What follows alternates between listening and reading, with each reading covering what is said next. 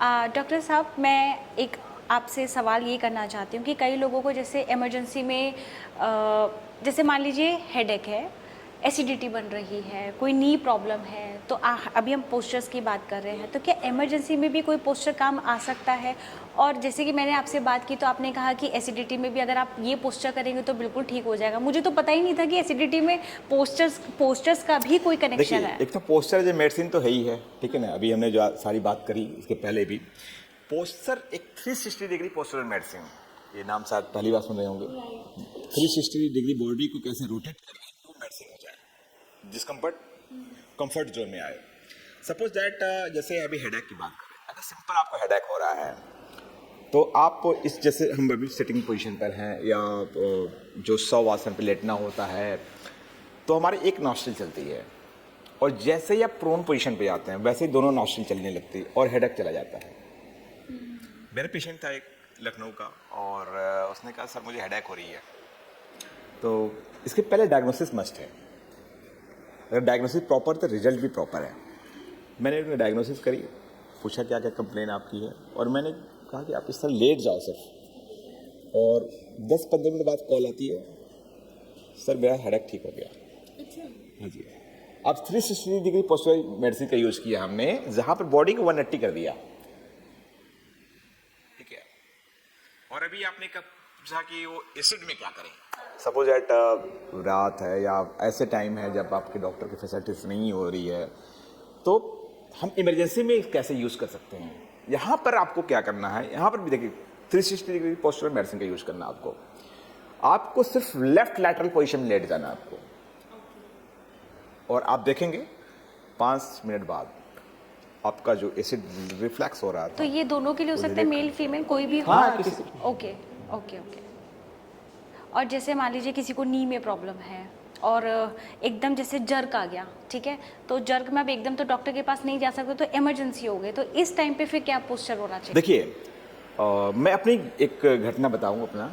कोई आज से लगभग मुझे लगता है साल भर पहले नियर अबाउट, मैं उठा बेड से और मुझे वॉशरूम जाना था। उठा तो मुझे घुटना जैसे मेरे घुटने में लोड ही नहीं लग रहा था, ठीक है, सडन। तो ऐसा होता है अगर सडन चीज होगी, तो मुझे समझ नहीं आया कि मेरे इसके पहले तो मैं ठीक था, मुझे यूरिक एसिड भी नहीं बढ़ा हुआ है, तो मेरे साथ दर्द हुआ क्यों। पिछले जो डे का था मेरा ऐसा कोई एक्टिविटीज़ भी नहीं हुई थी कि मेरी नी पर कोई ऐसा प्रेशर था। तो मुझे तुरंत समझ में आ गया ये गलती मुझसे कुछ नहीं हुई है, मतलब मेरे कॉन्शियस होने पर। अब अनकॉन्शियस में भी चीज़ें होती हैं, वो कैसे होती हैं।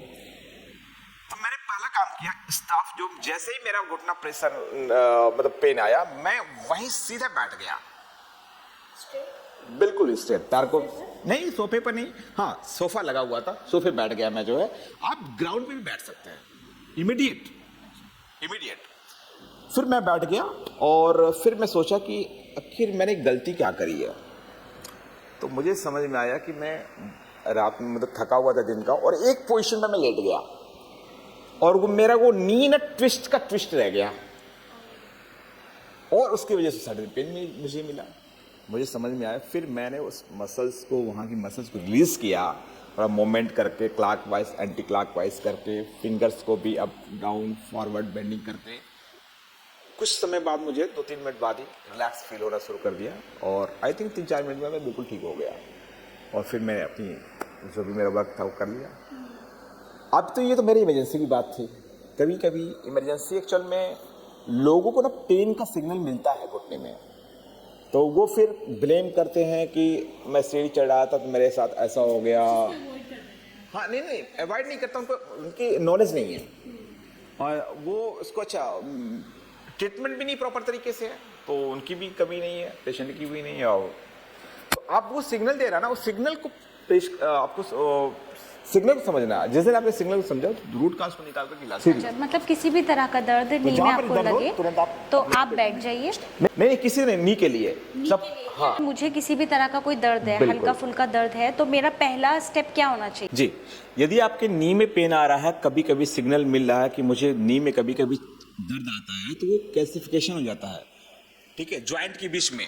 तो आपको सिंपल तरीके से इस जो आपका जो पटेला है ना, इसको रोटेट कर लीजिए, चारों तरफ से आप देखेंगे रोटेट करने के बाद से इसमें का जो कैल्सिफिकेशन वो डीकैल्सिफाइड हो जाएगा और आपको पेन रिलीज हो जाएगा।